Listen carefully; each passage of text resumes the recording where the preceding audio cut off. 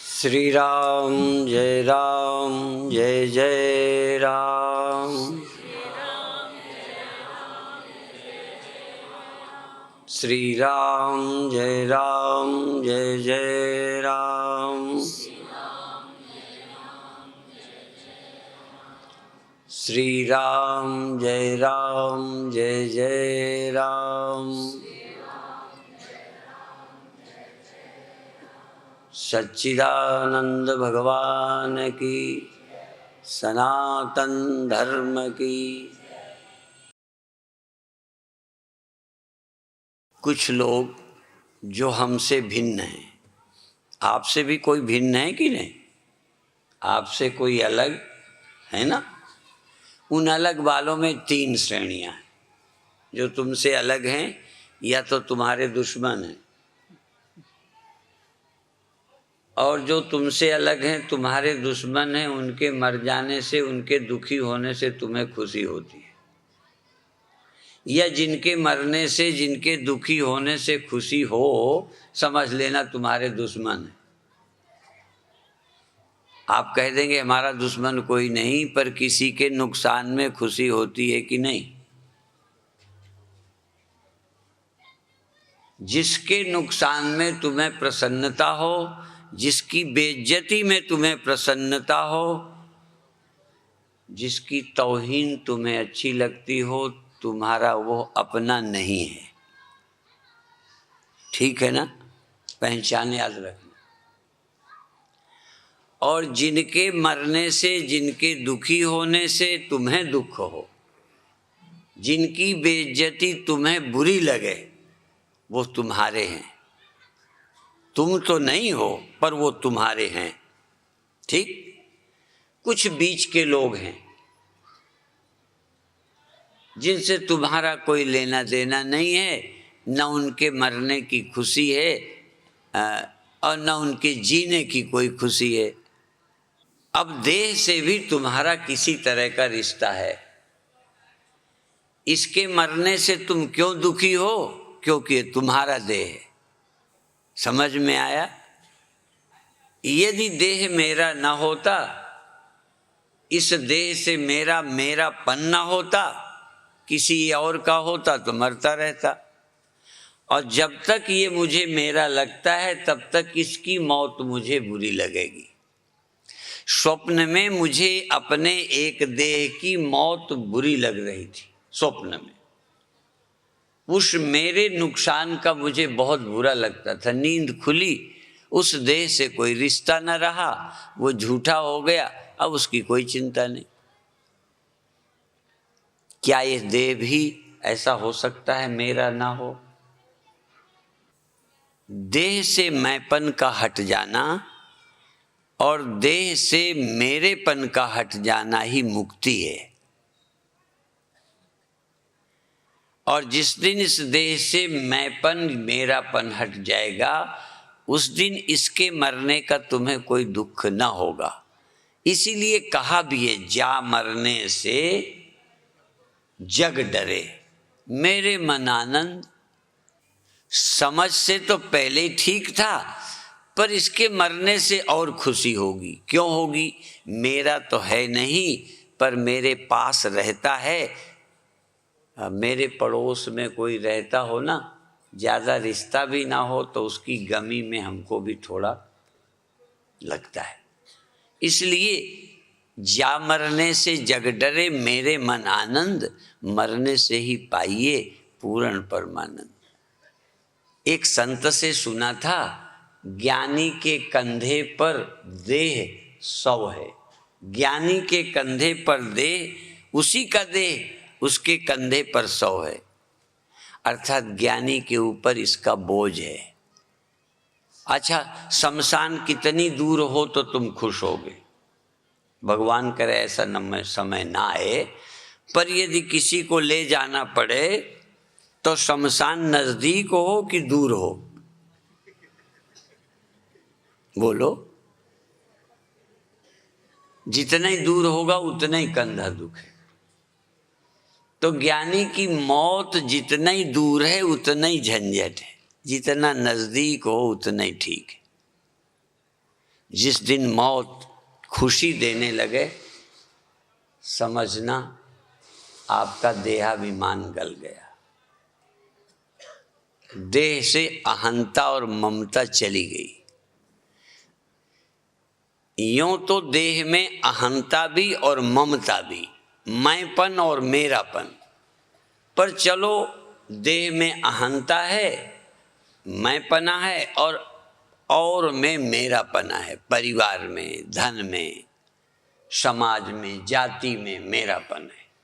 इसीलिए अभी देखो, तुम जाति से किसी तुम्हारी जाति वाले के कई बार दुर्दशा हो, तुम बुरा नहीं मानोगे।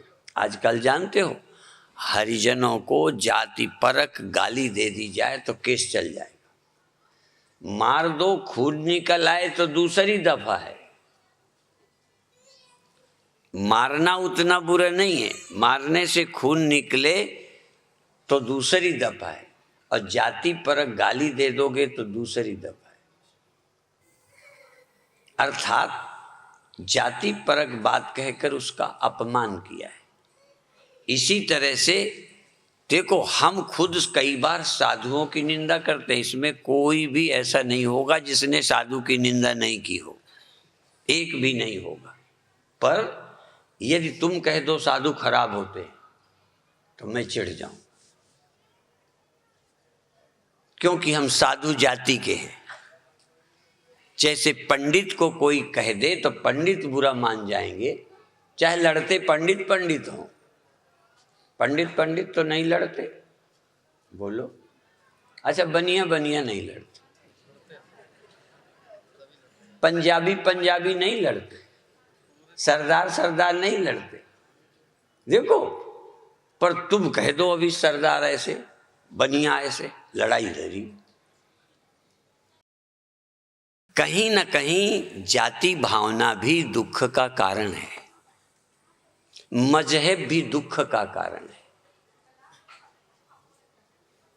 इसीलिए रामायण में शायद है, मुझे मालूम नहीं, कम पढ़ा हूं, सबसे कठिन जाति अपमाना। जाति का अपमान बुरा लगता है। जानवर रोज मरते हैं, तमाम मरते हैं। जो मेरा जानवर हो वो तो ठीक नहीं है, पे जानवर मरते ही तो हैं। पर वो मनुष्य जाति नहीं है, पशु जाति है। मनुष्य को मनुष्य जाति के मरने का ज्यादा दुख है। फिर मनुष्य जाति में जो मेरे रिश्तेदार हैं, भगवान के लिए भी कहा है, सारी सृष्टि मेरी पैदा की हुई है, सम मम उपजाए। सारे कीड़े मकोड़े, कुत्ते बिल्ली, जानवर, मनुष्य सब भगवान के, पर सबसे अधिक मनुज मोहि भाए। भगवान कहते हैं सबसे अधिक प्यारे मुझे मनुष्य लगते हैं। कारण इनसे भगवान को बहुत आशा है, ये भगवान का काम कर सकते हैं। भगवान को समझकर, भगवान को पाकर, भगवान होकर भगवान का काम करते हैं।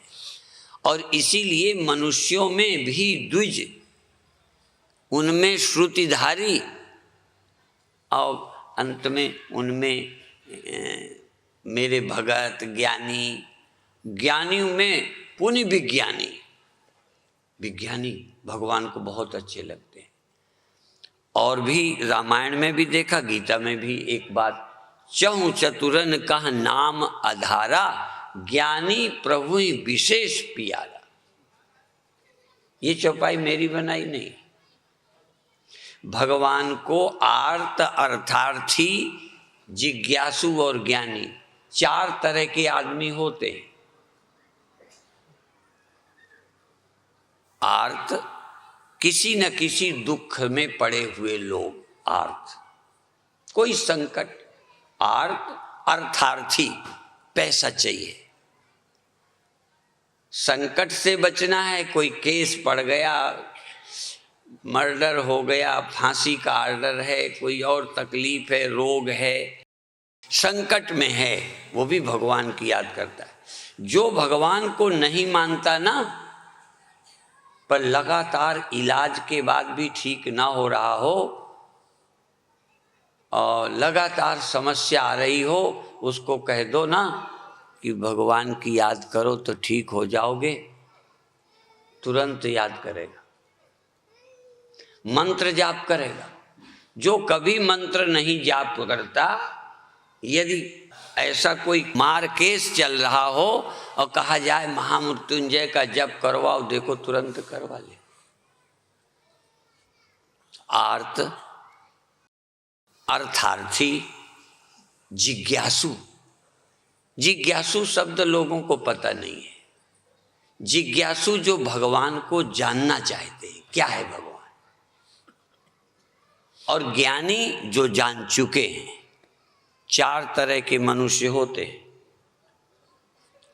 संकट में फंसे, अर्थ की जिनको आवश्यकता है, और तीसरे जिनको भगवान के जानने में रुचि है। क्या है भगवान, कहाँ रहता है, कैसा है, मिलता नहीं है, सुनते बहुत हैं। तो जिज्ञासु और ज्ञानी। भगवान कृष्ण ने गीता में भी कह दिया, भगवान ने अपने मुख से, ज्ञानी तू आत्मैव मे मतम। ज्ञानी तो मेरी ही आत्मा है, ज्ञानी तो साक्षात परमात्मा है। ज्ञानी मेरे भाव को प्राप्त हो जाता है, इसलिए सबसे ज्यादा भगवान ज्ञानी से खुश है। देखो, एक बड़ा आदमी बड़ा होने वाले से चिढ़ता है। तुमने जिसको दुकान धराई, तुम्ही ने जिसकी मदद की, यदि तुमसे आगे बढ़ जाए तो कहोगे यार बिना मतलब हमने सहायता की तो हमसे आगे हो। पर भगवान कहते हैं ज्ञानी साक्षात ब्रह्म हो जाता है। ब्रह्म ज्ञानी आप परमेश्वर, पर परमात्मा ब्रह्म ज्ञानी से चिढ़ता नहीं है, खुश होता है, बहुत खुश होता है। कह क्यों होता है? आर्त आदमी कभी न कभी भगवान से चिढ़ जाता है। हॉस्पिटल में भर्ती है, एक अमृतसर में सिख परिवार की बेटी, हमसे ज़्यादा परिचित थी, जुड़ी हुई थी, उसकी माँ बीमार थी। मुझे कोई बड़ी कथाएं नहीं करता, मैं तो ऐसे ही करता हूँ। वो बीमार थी माँ, वो हॉस्पिटल में रोज भगवान से मनाती रही, मेरी माँ ठीक हो जाए, मेरी माँ ठीक हो जाए, मेरी माँ ठीक हो जाए। नहीं ठीक हुई। सच्चे मन से भगवान को मनाया। वो उसको पता था कि मैं भगवान की सच्ची भगत हूँ, और ये भी प्रार्थना की कि यदि मैं आपकी भगत हूँ तो ये ठीक हो जाए। नहीं ठीक हुई तो उस बेटी ने पत्र लिखा कि मैं नास्तिक हो गई हूँ। आप भी यदि भगवान आपका काम न करे ना तो चिढ़ जाओ। इसलिए भगवान आर्त से खुश नहीं। आर्त भी भगवान का भक्त है, भगवान को मनाता है, पर भगवान जानते हैं मतलबी है, यदि इसका काम ना हुआ तो कर गाली दे गए।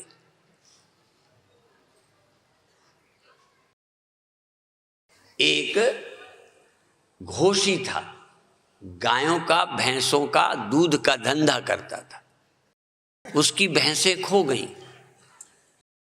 भगवान को मनाया, घर में ठाकुर जी थे, मनाया मेरी भैंसें मिल जाएं, मेरी भैंसें मिल जाएं, मेरी नहीं मिली तो ठाकुर जी को उठा के तालाब में डालाया कि मैं इतने दिन मर गया, भजन करते इतना भी नहीं कर सकते। जब तालाब में डालाया उसी दिन भैंसें आ गई।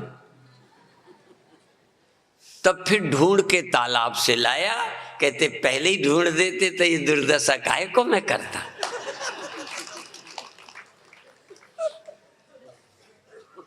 भक्तों की बड़ी बुरी हालत है। मैं सच्ची एक घटना बताता हूँ। मेरे शिष्य समझो चाहे गुरु भाई, एक गांव में हम थे, तो मैं मिट्टी लगा के धूप में आनंद ले रहा था। तो गुरु भाई ने एक थोड़ा दंड बैठक कसरत करता था, उसे शौक था। उसको कहा कि यदि स्वामी जी के बाल तोड़कर तुम ताबीज बना के हाथ में बांधो तो कभी कुश्ती नहीं हारोगे। और कह दिया कि यदि कोई बाल तोड़कर अपने घर की मथानी, जिससे मक्खन रिढ़कते ना, दही रिढ़कते मक्खन निकाल, उसमें बांध लो तो दूध की कमी नहीं पड़ेगी। और यदि आप धन में रख लोगे ना बाल तो लक्ष्मी की कमी नहीं होगी। तो दौड़ा मेरे बाल तोड़ने, मैं भागा भागा फिरूं। यदि किसी का काम पूरा होता हो ना तो भगवान भी घायल हो जाएं, लोग चूकेंगे नहीं। भगवान को मार के भी यदि तुम्हारा भला होता हो तो वो भी कर सकते हो। जैसे राजनैतिक लोग अपने ही पार्टी के व्यक्ति को मरवा देते हैं कि चुनाव में एकदम विरोधी पार्टी का नाम होगा, सहानुभूति की लहर में मैं जीत जाऊं, अपने व्यक्ति को मरवा देते। इसलिए कामना वाला व्यक्ति भगत होता नहीं है, कामना की पूर्ति नहीं हो। कभी कभी तो तुम्हारा निमंत्रण, कई लोग कहते हैं स्वामी जी को जो हम कहते हैं हमारी मानते हैं। अब पूरे बरनाला में शोर, ढोल पीट दिया। अब एक दिन कहा स्वामी जी मेरे यहाँ कल आएंगे, हम नहीं गए। अब बताओ, नाक कट गई ना उसकी। मैंने देख लिया महात्मा, अगले साल से इनसे हमें बात भी नहीं करनी, इतनी बात नहीं मानी। ये कामना वाले व्यक्ति अपनी नाक की चिंता करते हैं, भगवान की नहीं। इसलिए आर्त, अर्थार्थी और जिज्ञासु, जिज्ञासु भगवान को जानना चाहता है, फिर भी नहीं जान पाता तो बड़ी पीड़ा होती है। फिर भगवान को कोसता है, मैं इतना चाहता हूं तुम क्यों नहीं मिलते, क्यों ज्ञान नहीं होता। और ज्ञानी कहते भगवान को जान चुका, अब किस बात से दुखी हो। इसलिए जो दुखी नहीं होता कभी, वो भगवान का सच्चा भगत है। ज्ञानी मुक्त है, शांति है, संसार रहे न रहे पहले जानता है, नाशवान है, इसमें आसक्ति नहीं है। तो भगवान से गिला शिकवा ज्ञानी का है ही कोई नहीं। गिला शिकवा तो उसको होता है जिसका कोई स्वार्थ हो। इसलिए ज्ञानी प्रभु ही विशेष प्यारा, ज्ञानी भगवान को बहुत प्यारा लगता है, क्योंकि ज्ञानी को भगवान से कभी कोई शिकायत है ही नहीं।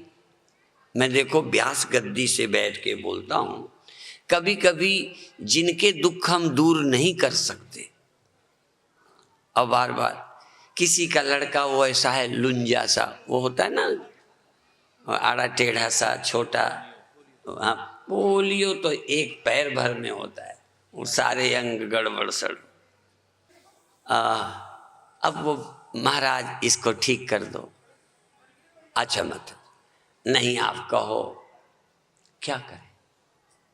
कई की समस्याएं हम नहीं हल कर सकते, तो सुन सुन के लगता है ये आएंगे तो हमें टेंशन होगी। अच्छा, कभी भिखारी से जब वो भीख मांगता है तुम्हें बुरा लगा कि नहीं? कभी कभी तो खुशी से अपन दे देते, कभी कभी जब वो मांगता है हम देना नहीं चाहते या देने के लायक नहीं। जो चीज हम नहीं कर सकते तुम कहो कर दो, कर दो। एक माता बंगालीन थी, मेरी शिष्या, उनके पति बीमार थे, घर ले गए, वो ठीक हो गए। पर वो क्या होता है, जो खून चढ़ाते रहते, खून बदलते रहते, हाँ, अब वो उसी हालत में था। थोड़ा ठीक होगा, फिर हम गए, फिर बच गए, फिर हम गए, फिर बच गए। हमने सोचा एक न एक दिन आएगा कि हमारी नाक कटेगी, क्योंकि हमारी नाक इसके बचने पर है, और एक न एक दिन ये कब तक बचाएंगे। 1 बार, 2 बार, 4 बार, 10 बार मरेगा ना। तो जिनकी यही श्रद्धा है कि बचा लें तो ही महात्मा जी ठीक है, तो हम ना हुए ना खराब। हम तो पहले से माने बैठे हैं कि हे भगवान वही इज्जत हमारी रख ले तो रख ले, नहीं तो हम तो किसी लायक नहीं है। और हम किन सत्संगियों से खुश होते हैं। देखो ध्यान रखो, हमारे भी 4 तरह के चेला हैं। भगवान के 4 तरह के आदमी नहीं, हमारे चेले भी 4 तरह के। जो चेले ज्ञानी हैं उनके मिलने में वो आते हैं, बहुत अच्छा लगता है। जो लोग सिर्फ दुखी ही दुखी, दुखी ही दुखी, दुखी ही दुखी, जानना चाहते नहीं। जब जानना नहीं चाहते तो कभी ना कभी दुख तो होएगा ही, कोई मरेगा, कोई कुछ होगा। तो हमारी गई ना फिर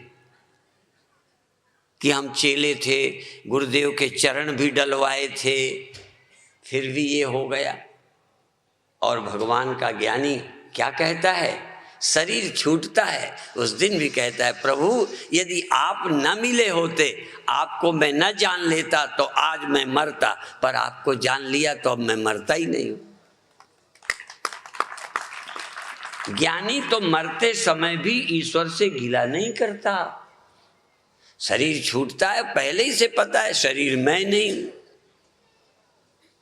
जिसने संसार से ममता जोड़ी उसकी श्रद्धा में कभी न कभी कमी आती है, कभी कभी थोड़ी देर को आती है।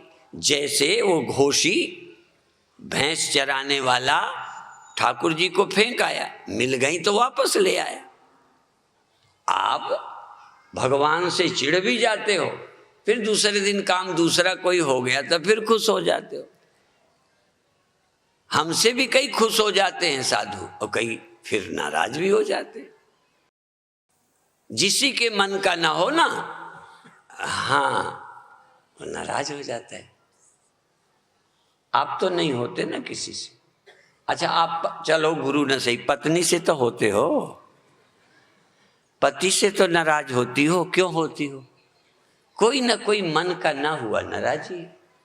वो तो सिद्धांत एक है, भगवान से भी मन का ना होगा तो नाराज हो जाएंगे, मन का होगा तो खुश हो जाएंगे। तो ज्ञानी क्या है, कहते उस मन ही नहीं है। मेरे गुरुदेव के एक बड़े चेले, पहला चेला गुरुदेव का नहीं रहा, हम गुरुदेव के साथ थे। किसी ने कहा गुरुदेव आपके दिल को कुछ नहीं हुआ, आपका इतना बड़ा प्रसिद्ध चेला नहीं रहा। तो गुरुदेव कहते हैं यहाँ दिल ही नहीं है। भाई मन का ना होने से दुख होता है ना, जिसने मन ही नहीं रखा। और एक बात और बताऊं, आजकल सबके पास मन हो गया, पहले स्त्रियों के पास मन ही नहीं था। आप आश्चर्य करोगे, स्त्री के पास मन नहीं था, मन पति के पास था। पति जो कहते ठीक है, राजी हैं उसी में। देखो हम लोग ईश्वर के भक्त मंदिर में नहीं थे, घर में भी थे, जो पिता कहेंगे ठीक है। दशरथ ने राम को वनवास दिया, पत्नी के कहने से दिया। दशरथ नहीं भी चाहते थे फिर भी दिया, राम चले गए। राम को कोई गीला नहीं, क्योंकि राम का अपना मन ही नहीं। राम तो अमन है, राम तो परमात्मा है, मन के पीछे थोड़ी फिरने वाले हैं। मन ही उनके पीछे आए तो आए। जो 24 घंटा मन की ही चाहते हैं वो आत्महत्या करते हैं, जहर खाते हैं। अभी आप सुन रहे थे ना कि किताब पढ़ोगे तो जहर नहीं खाओगे, किताब पढ़ोगे तो रेल की पटरी में नहीं मरोगे। नहीं, बड़े बड़े पढ़े लिखे देखते हैं, पढ़े लिखे जोड़े तलाक होते हैं। क्यों होते हैं? मनमुख हैं, गुरुमुख नहीं। गुरुमुख का मतलब मेरे मन ही नहीं, उनका जो हुक्म, उनकी जो आज्ञा, उनका जो उपदेश, उनके अनुसार चलना। मेरा मन ही नहीं, यदि मेरा मन है तो मैं दुखी होऊंगा। तो पहले पति के मन की फिक्र स्त्रियों को थी, बस पति खुश नहीं, पत्नियां खुश थी। धीरे धीरे पत्नियों के अपना मन हो गया, पति के अपना हो गया, तो मन टकराने लगे। दो मन कैसे रह सकते? मेरे मन का ना हुआ तो तुम्हारे मन का ना हुआ, टकराना शुरू। और मन कब शुरू हुआ? देखो, आज हम मन पैदा कर रहे हैं। पहले संत अमन बनाते थे, अब हम मन बनाते हैं। नेता भी मन बनाते हैं, समाज भी मन बनाता है, अधिकार के नाम से बनाता है। पहले जो माँ कहती थी, भोजन बनाती थी, सो खाते थे। अब से 50 साल वाले आदमियों को पूछो क्या खाते थे। अब से 50 साल वाले लोगों से पूछो शादी कहाँ करते थे। तुम निर्णय करते थे? तुमने अपनी शादी का निर्णय किया था? बोलो ना। तुम्हारी जब शादी हुई थी, तुम्हारी माने इन बूढ़ों से पूछता हूं, शादी किसने की थी? बाप ने की थी। यूपी में तो और अंधेर, परिवार का कोई नहीं देखता था, नाई देख आता था लड़की, बस शादी हो जाती थी। अब तो सारा चला के देखो, नचा के देखो, नाप के देखो, गवा के देखो, और फिर भी इतना परख के नंद ने भी देखा, फंद ने भी देखा, दंद ने भी देखा, सब ने देखा, और शादी के 6 महीने बाद तलाक। और पहले किसी ने नहीं देखा जिंदगी भर, इसलिए उसको हम लोग जीवन साथी, उसको हम बोलते थे अर्धांगिनी, मेरा आधा अंग है। आप अपना हाथ काटते हो क्या? आप जिस संस्कृति को आज भूलते जा रहे हो, यदि स्वर्ग प्राप्त करना है जीते जी, तो भारतीय संस्कृति का सम्मान करो। ये मनमानी मत करो। मनमानी करोगे कब तक करोगे? अब मनमानी चाहोगे, मैं पहले जैसा सुंदर नहीं रहा, तो अब मरो। अब पहले जैसा मेरा शरीर नहीं रहा, पहले जैसा लोग मुझे पसंद नहीं करते, तब डूब मरो। पहले जैसे सुंदर बच्चे लगते हैं, उतने सुंदर लगते रहोगे। छोटा बच्चा तो कुत्ते का भी, शुअर का भी, आदमी का छोटा बच्चा कितना प्यारा लगता है, अब उतने प्यारे लगोगे क्या? चलो जवानी में भी लग गए प्यारे, अब बाल सफेद हो रहे हैं, अब क्या करोगे? खिजाब लगाओ, काले करो प्रिय लगने के लिए। फिर झुर्रियों का क्या करोगे? बुढ़ापे का क्या करोगे? ये जो दुखी हो ना, बेकार की कामनाएं बढ़ाते जाते हो, इसलिए दुखी हो। यदि सुखी रहना है तो मन का त्याग करो, मन बेचो, मन राखो सतगुरु के पास। भगवान कहते हैं मन मना भव मद भक्तो मद्याजी माम नमस्कुरु। तू मेरे मन वाला हो जा, तू अपने मन का ना रहे, मेरे मन का। तेरा मन मेरे मन का हो, मेरा मन गुरु के अनुसार हो जाए, मेरा मन भगवान के अनुसार हो जाए। जो वो निर्णय करें, ऐसा लगे जैसे मेरा ही निर्णय।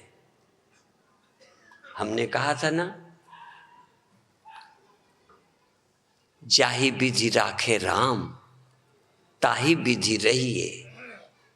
तो पहले तो सुनो, जाहि विधि राखे पिता ताहि विधि रहिए, जाहि विधि रखे माता ताहि विधि रहिए, जाहि विधि रखे मेरा परिवार ताहि विधि रहिए, जाहि विधि रखे सास, हाँ मैंने जान के कहा, ताहि विधि रहिए, और जाहि विधि रहे बहू ताहि विधि रखिए।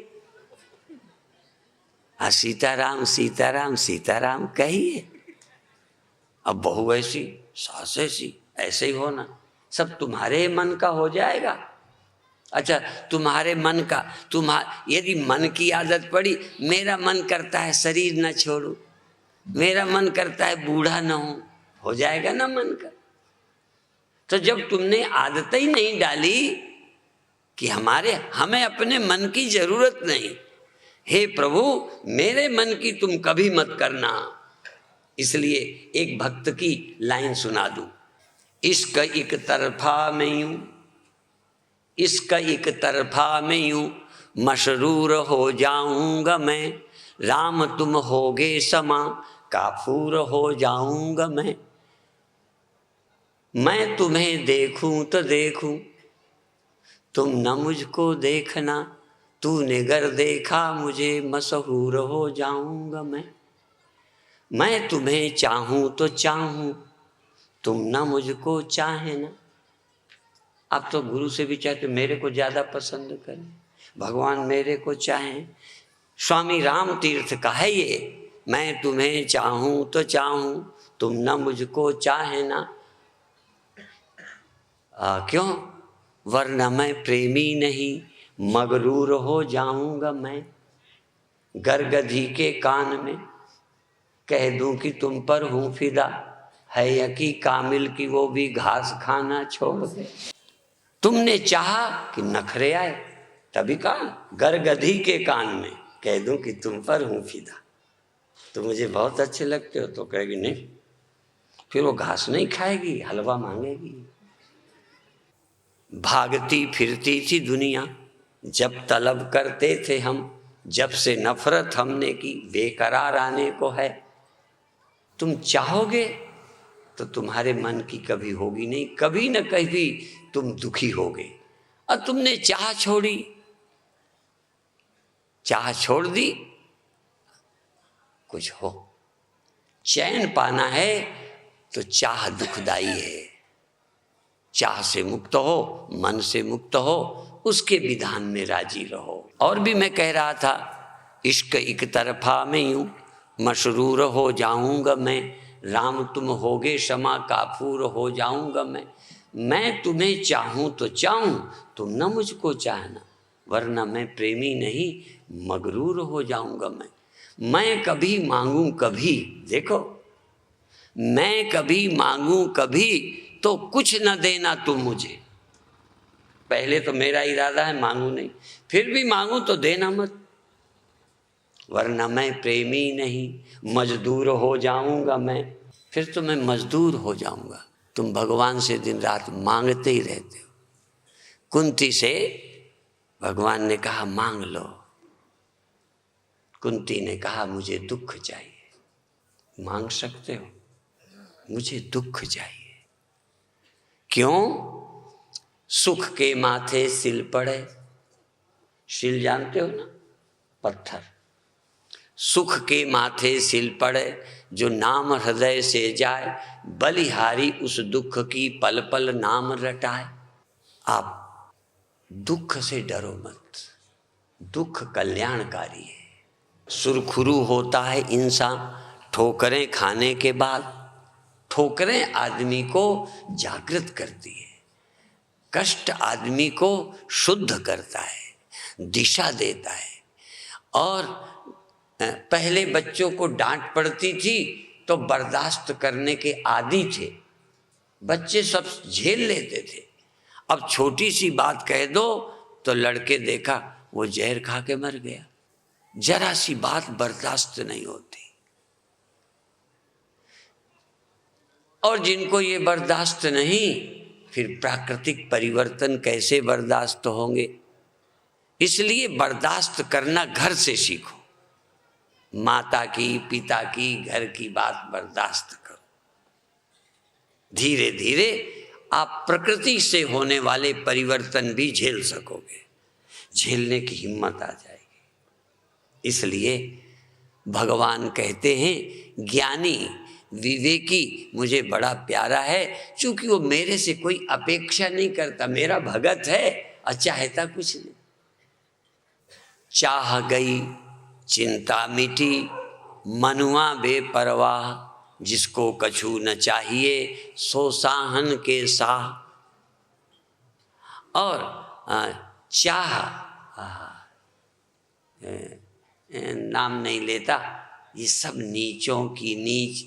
तू तो पूर्ण ब्रह्म है, चाह न होती बीच। तुम्हारे बीच में चाह न होती तो तुम ब्रह्म हो जाते। तो ऐसा भी क्या करो, प्रयोग करो। सुबह हमने कई ध्यान कराए हैं, पता नहीं वो कैसेट उपलब्ध होंगे कि नहीं, जरूर सुनो। 4 ध्यान, 2 आज, 2 परसों, कल 1, 3-5 ध्यान कराए। हमारे अंदर जैसे तुम्हारा बुढ़ापा तैसे ही हमारा, ठीक है ना? जैसे तुम्हारा देह छूटेगा हमारा। यदि मुझे दुख नहीं तो क्या कारण? भगवान की कृपा या मेरी समझ? मैं पूछना चाहूंगा। प्रकृति ने मुझ पर रियायत कर दी, समय ने मेरे पर रियायत कर दी, बुढ़ापा नहीं आने दिया। समय ने शरीर छोड़ने को मजबूर नहीं किया। क्या मेरे साथ रियायत किसी ने की? फिर भी यदि बुद्ध सुखी हैं, फिर भी यदि गुरु नानक देव सुखी हैं, फिर भी कोई यदि संत सुखी है, तो कोई प्रकृति ने रहम नहीं की, समय ने मुझ पर दया नहीं की, सब ने वही जुल्म किए जो तुम्हारे साथ हो, मेरे साथ, फिर भी मैं नहीं दुखी हूं। तो इसका कारण कहन ओखली के भीतर और चोट के बाहर। एक कहावत है ना, एक कहावत कही थी कि खाने के दांत और दिखाने के और। आज मैं दूसरी बात कहता हूं, ओखली के भीतर, ओखली जिसमें लोग कूटते थे ना, वो धान धून, वो ओखली ऐसे गड्ढा होता है, मूसल से करते हैं। ओखली के भीतर और चोट के बाहर। हम भी इस संसार देह की ओखली के भीतर हैं, पर मौत की चोट के बाहर हैं। इसी देह में रहते हैं, नहीं रहते ना। यही सारी दुनिया है, यही सब लोग हैं, यही जमीन आसमान है। यही तो ज्ञानी रहे हैं कि उनके समय बादल नहीं थे, कि वर्षा नहीं थी, कि सर्दी नहीं थी, कि गर्मी नहीं थी, कि बुढ़ापा नहीं होता था। अच्छा, कोई ऐसा युग था जब बुढ़ापा नहीं होता था? अच्छा, कोई ऐसी जगह है, हिंदुस्तान नहीं, पाकिस्तान नहीं, रूस नहीं, चीन नहीं, जापान नहीं, जहां शरीरधारी रहते हों और बुढ़ापा ना आता हो? कहीं ऐसी जगह ढूंढो जहां शरीर से रहेंगे और समय वहां बूढ़ा नहीं लाएगा। है कोई जगह? फिर इसका मतलब शरीर से कोई ऐसी जगह नहीं जहां मौत और बुढ़ापा नहीं आते। हाँ, एक जगह है जहां हम रहते हैं, जहां काल नहीं जाता, वो अकाल पुरुष है, निरंकार है, जहां काल की गति नहीं, जहां बुढ़ापा नहीं, जहां समय नहीं, हाँ, जहां प्रकृति नहीं, जहां गुण नहीं, जहां कोई और का प्रभाव नहीं। इसलिए ब्रह्मज्ञानी सदा निर्लेप, जैसे जल में कमल अलेप। तो इसकी तैयारी कब करोगे? हम चले जाएंगे छुट्टी,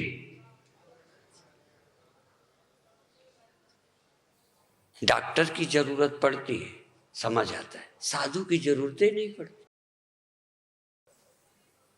रोटी की जरूरत पड़ती है, इसलिए चूल्हा चौका देखने लगते हो टाइम होते। सबकी जरूरत, सिर्फ साधु की जरूरत नहीं है। साधु के तो चलो आ गए हैं तो कोई बात नहीं, चरण डलवा लेते हैं, चरण डलवा लेते हैं, भोजन करा देते हैं। बस साधु के पास कुछ है, साधु को तो दिया तुमने, इसलिए तुम साधु पर भी एहसान कर रहे हो, इसलिए साधुओं पर भी दबाव बनाते हो। मैं फिर कहना चाहता हूं, साधु को देते हो ये बड़ी बात नहीं है, साधु से कुछ ले लो। साधु के पास भी कुछ है, ये मति, ये सोच है, ये सोच संतन से पाई, ये समझ संतों से मिलेगी। और यदि संतों की समझ तुम ले जा सके तो फिर तुमको कोई दुख नहीं दे सकता।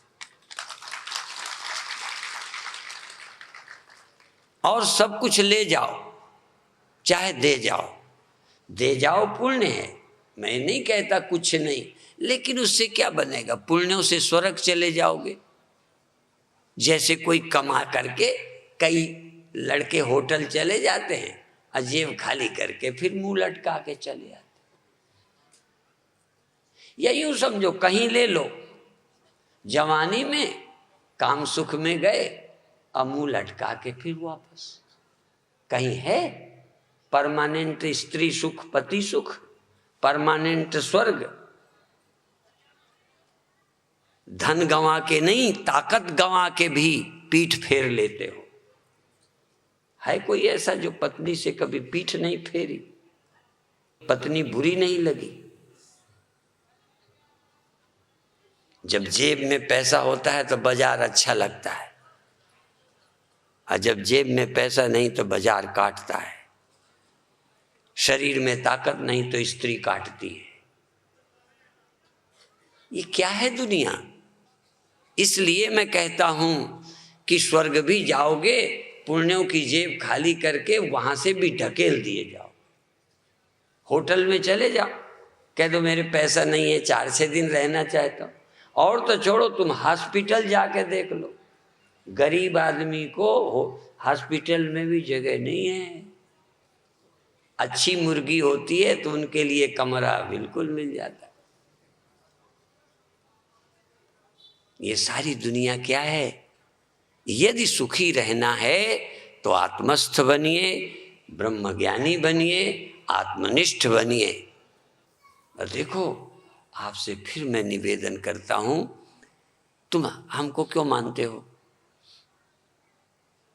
हमारी चमड़ी तुमसे अच्छी है? हमारे पसीने में कुछ नहीं है? हमारा मलमूत्र तुम्हारी तरह का नहीं है? क्या है फर्क? यदि कोई फर्क है तो हमारी सोच का फर्क है। भगवान बुद्ध, भगवान राम, भगवान कृष्ण, गुरु नानक, सब शरीर ऐसे ही थे। कहीं न कहीं हमारे जो सोचने के नजरिए, इसलिए नजरें बदल गईं तो नजारे बदल गए, किश्ती का रुख बदला तो किनारे बदल गए, दृष्टि बदल गई तो सृष्टि बदल गई। सारी दुनिया वही, पर हम बदले, काम बना। अब वो बदलने के लिए कोई मार मार के नहीं बदल सकता, राजी होना पड़ेगा। एक बात बता दूं, जानवर को काम से बचाना हो, किसी का पालतू कुत्ता है, यदि उसे काम से बचाना है, छुट्टी नहीं देगा, घर में रखेगा। पर आदमी को काम से बचाना है, वो रास्ता ढूंढ लेगा। बात समझिए। मिट्टी का उदाहरण देते हैं, मिट्टी को तो हमने उठाया, चाहे जो कुछ बना ले, बोलती कुछ नहीं। तुम कोई मिट्टी तो हो नहीं कि गुरुजी पीट पीट के बनाया तुम बन जाओ। उसके लिए कितना समर्पण चाहिए, कितना त्याग चाहिए, कितना प्रेम चाहिए कि आप जो चाहो बना दो। वो बनाते समय तो चिंचिना लग जाता है। बनाने के लिए देखो, जानवर को इंजेक्शन लगाना है, पकड़ के लगा देते हैं, नमक देना है, नमक दे देते हैं, बांधना है, बांध लेते हैं, छोड़ना है, खोल देते हैं, पानी पिला देते हैं। इसलिए अभी एक बार मैं जेल में प्रवचन करने गया, सच्ची घटना है, ग्वालियर में करीब 2400 लोग थे जेल में। 2400 लोगों के बीच प्रवचन कर रहा था, तो मैंने कहा तुम बड़े भाग्यशाली हो जो तुम जेल में हो। अब तुम देखो, हम लोग ऐसे ही खोपड़ी के, हमने कहा तुम जेल में हो, बड़े भाग्यशाली हो, बाहर वालों से तुम अच्छे हो। चूंकि तुम जेल में हो, मुझे जेलर ने बुलाया और तुम्हें कह दिया चलो सब इकट्ठे हो, आके बैठ गए। यदि मैं ग्वालियर में होता जेल के बजाय तो सब ना आते। तो कभी कभी तो भैया गुलामी अच्छी, वो जेल में है, बंधन में है, तो जेलर के कहे से बैठ गए। और जो छुट्टा फिर रहे हैं ये बरनाला वाले, किसी के कहने से आ गए सब। तो भाग्यशाली कौन? जो कम से कम किसी बड़ों के नियम में बंधा हुआ, चाहे मेरी रुचि नहीं है फिर भी उन्होंने कहा तो आएंगे। अब तुम मनमानी करोगे, काहे को आओगे? बाप की मानोगे नहीं, शास्त्र की मानोगे नहीं, मन की चलोगे, गुरु की मानोगे नहीं। इसलिए आज कौन है जो अपने धर्म पर चलता है? कोई हिंदू, कोई मुसलमान, कोई सिख, कोई नहीं चलता। लड़ने के लिए एक हैं, पर अपने धर्म की पालने के लिए मुसलमान क्या धर्म का पालन करता है? उनके यहाँ व्यभिचार मना है कि नहीं? होता है कि नहीं? मैंने विदेश में अमेरिका में पूछा कि तुम्हारे यहाँ धर्म क्या है। मैंने उनसे पूछा तुम्हारे यहाँ पाप पुण्य है कि नहीं? कहने है। कहीं झूठ बोलना पाप है, व्यभिचार पाप है, हिंसा पाप है। बोले तो हमने कहा यहाँ तो व्यभिचार की पूरी छूट है। हजारों लोग अनमैरिड साथ रहते हैं, अनमैरिड, व्यभिचार नहीं है। तो ईसाई औरों के लिए तो लड़ेंगे पर अपने मजहब का पालन। हिंदू भी क्या नहीं खाने लगा, क्या नहीं करने लगा, पर हम हिंदू हैं। हम अपने धर्म का पालन नहीं करते। इसीलिए अभी दमदमी टकसाल के एक संत पटियाला आए तो उन्होंने कहा हिंदू वीर हिंदू धर्म का पालन करें, सिख अपने सिख धर्म का पालन करें, अपने अपने धर्म का पालन करना चाहिए। हम किसी का नहीं, अपना तो पालन करें। जिस दिन हम अपने धर्म का पालन करेंगे सैकड़ों बुराइयों से मुक्त हो जाएंगे, सैकड़ों कमियां खत्म हो जाएंगी। इसलिए मेरा आग्रह है कि धीरे धीरे नियम में चलो, नियम से, अनुशासन से।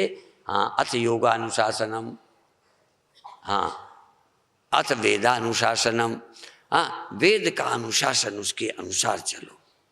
धीरे धीरे आपकी दिशा अच्छी बने। मनमानी नहीं, मनमानी ठीक नहीं। अच्छा देखो, बैल है ना, उसको नथ लगा देते हैं, मुश्का लगा देते हैं, ऊंट को नकेल लगा देते हैं, हाथी को अंकुश लगा दे, आदमी को क्या लगाएं?